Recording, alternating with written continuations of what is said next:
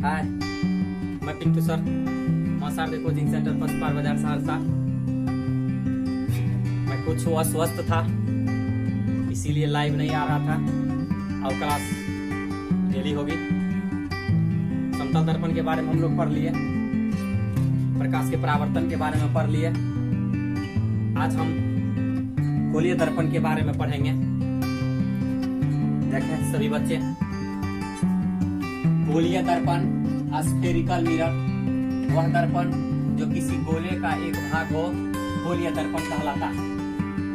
Photo, वक्रता केंद्र, प्रधान अक्ष, एक्स एक्सिस, इसके जितने भी मुख्य पद होते हैं हम लोग इसको आगे परिभाषित करेंगे एक एक पद को। अभी फोटो में देखें सिर्फ। There are two types of spherical mirror. गोलीय दर्पण दो प्रकार के होते हैं। अवतल दर्पण कनकेव मिरर या अभिसारी दर्पण कन्वर्जेंट मिरर। उत्तल दर्पण कन्वेक्स मिरर या अपसारी दर्पण डायवर्जेंट मिरर। कोई दिक्कत? अवतल दर्पण कनकेव मिरर वह दर्पण जिसका परावर्तक सतह, याद रखना बाबू, परावर्तक सतह के बारे में बताया गया था। परिभाषा भी हमने अगले क्लास में पढ़ाया। परावर्तक सतह किसे कहते हैं? वह सतह जिस पर परावर्तन की क्रिया होती है उसे परावर्तक सतह कहते हैं। कोई दिक्कत? आगे फोटो दिखाया गया है। परावर्तक सतह क्या है? अंदर की ओर धंसा हुआ है। इसके बाहरी भाग पर क्या किया? पेंट। उस दिन हम बताए थे किसी भी दर्पण के पीछे किस पदार्थ का पेंट किया जाता है? निकेल, क्रोमियम, निकेल, मरकरी और सिल्वर का। याद रखेंगे सभी बच्चे, निकेल, मरकरी, सिल्वर। अवतल दर्पण के उपयोग को बतावे। जब हम परिभाषा को समझ लिए तब उसके उपयोग को जाने, फिर आगे देखें क्या होता है।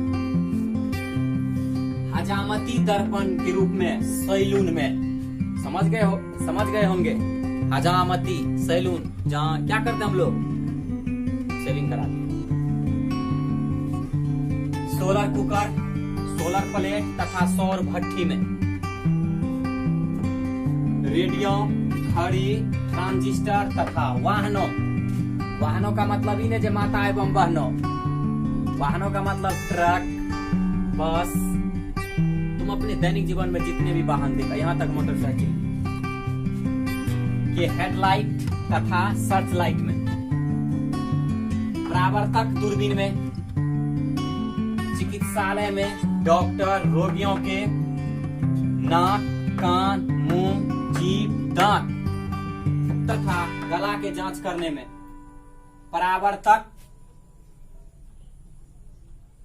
परावर्तक दूरबीन में। एक बात याद रखना, चिकित्सालय में सभी प्रकार के डॉक्टर हो जाते हैं, लेकिन कभी कभी ये एग्जामिनर क्वेश्चन में क्या करते हैं, दंत चिकित्सक किस दर्पण का उपयोग करेगा? तो दिमाग में ही सेट हो जाएगा अवतल दर्पण। दंत चिकित्सक अवतल दर्पण। कोई डॉट? आगे देखें। आगे देखें गोलीय दर्पण के कुछ मुख्य पद।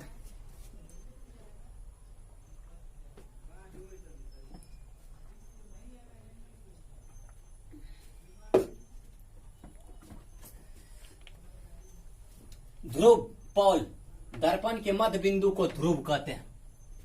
दर्पण के मध्य बिंदु को ध्रुव कहते हैं। इसे पी से सूचित किया जाता है। फोटो बनाया गया है। मध्य माने बीच में बिंदु दिया गया, इसको पोल, ध्रुव लिखा गया।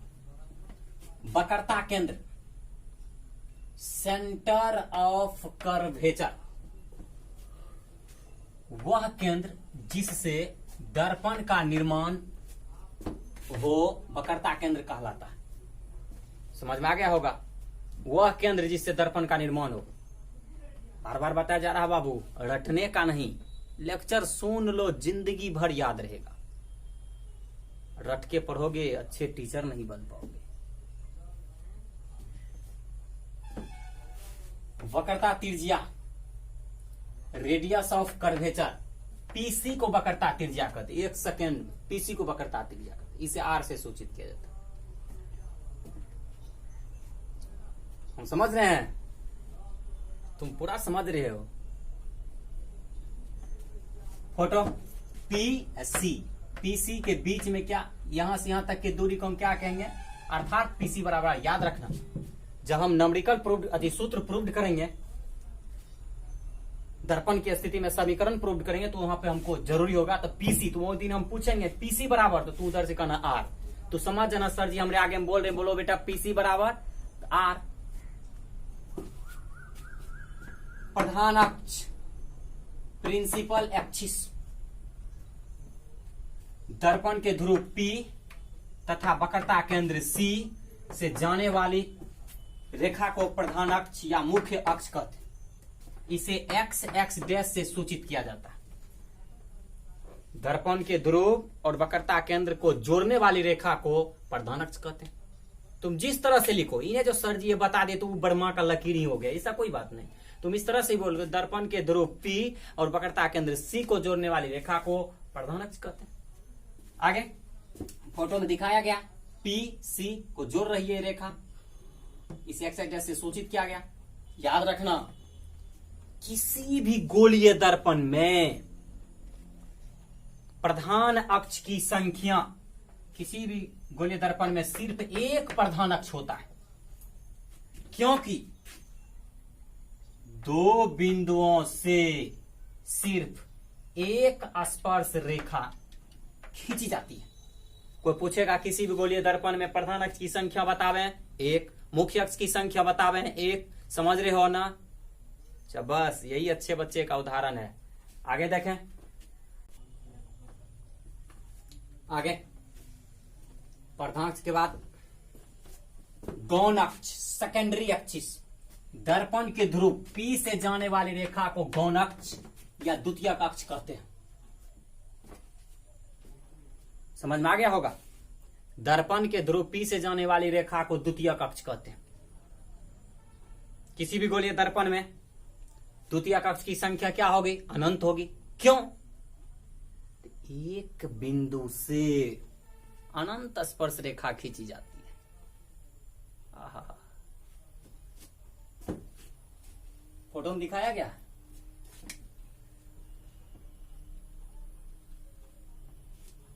आगे फोकस या नाभि, याद रखना बहुत इंपॉर्टेंट परिभाषा है, 2 मार्क के क्वेश्चन में दे देता डिफाइन करने के लिए, तो वहां हम लोग ध्यान देंगे।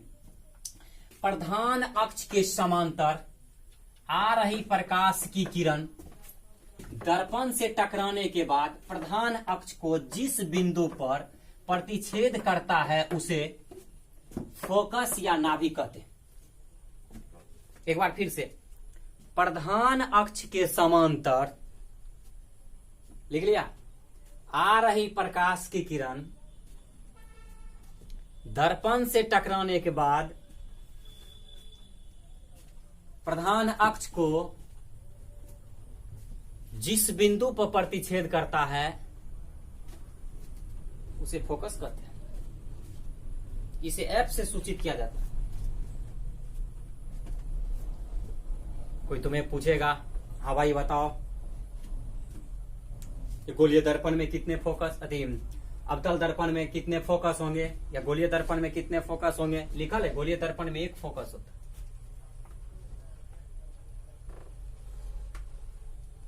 या अवतल दर्पण में एक फोकस होता है।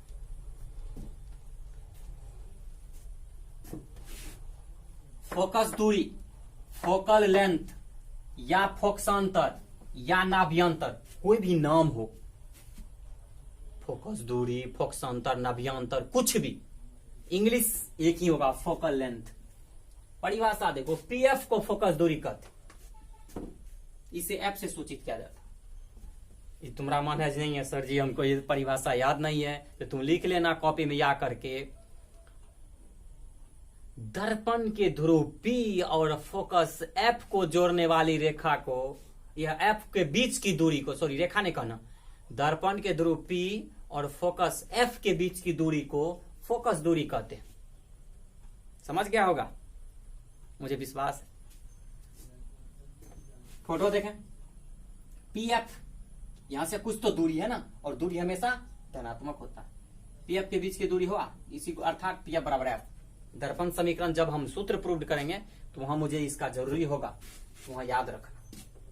आगे देखें, हाँ ध्यान दो इधर।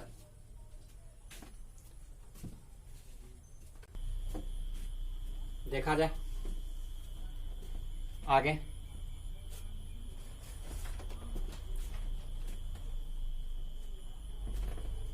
यदि उतना कंसेप्ट हम लोग के बीच आ गया तो हम लोग जानेंगे गोलीय दर्पण के वक्रता, त्रिज्या और फोकस दूरी में क्या संबंध है। जैसे हम लोग में संबंध है टीचर स्टूडेंट, उसी तरह से फोकस दूरी और वक्रता त्रिज्या में भी तो कुछ प्रकार का संबंध होगा। इस संबंध से बार बार एग्जामिनर क्वेश्चन डालता है और बच्चे कंफ्यूज करते हैं, लेकिन तुम लोग पर विश्वास है कोई कंफ्यूज नहीं करोगे। विद्वान लिखता है गोलीय दर्पण के वक्रता, त्रिज्या और फोकस दूरी में कितने संबंध है? 2 संबंध है। गोलीय दर्पण के फोकस दूरी वक्रता त्रिज्या के आधी होती है, अर्थात F बराबर R/2। दिमाग में आ गया होगा, गोलीय दर्पण की फोकस दूरी वक्रता त्रिज्या की आधी होती है। ये बात 7 जन्म तक तुमको याद रखना पड़ेगा। 8वां जन्म होगा तब देखा जाएगा वहां पे। वक्रता त्रिज्या फोकस दूरी की दुगुनी होती है, अर्थात R बराबर 2F। यही पर बाबू क्वेश्चन डाल दिया जाता है। पहले क्या है? फोकस दूरी है तो आधी होगा, वक्रता त्रिज्या है दुगुनी होगा। समझे कि नहीं समझे? विश्वास है, समझ गए होंगे। जब इतना बात जानते हैं तो कुछ उसका गुण और विशेषता को भी जाने, क्या उसमें कमी है, क्या अच्छाई है, क्या है। इसका परावर्तक सतह अंदर की ओर धंसा होता है, इसका फोकस वास्तविक होता है,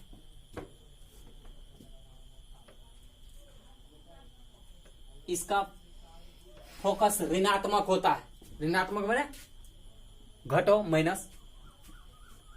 इसमें वास्तविक तथा काल्पनिक दोनों प्रतिबिंब बनता है। कोई पूछ लेगा ऐसा कौन सा गोलीय दर्पण है जिसमें वास्तविक काल्पनिक दोनों प्रतिबिंब बनेगा? अवतल दर्पण।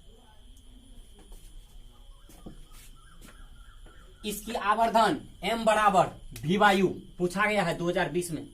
जाके क्वेश्चन उल्टा के देख लेना, क्वेश्चन में पूछल है निम्न में कौन आवर्धन है, तो ऑप्शन में दे ले v/u।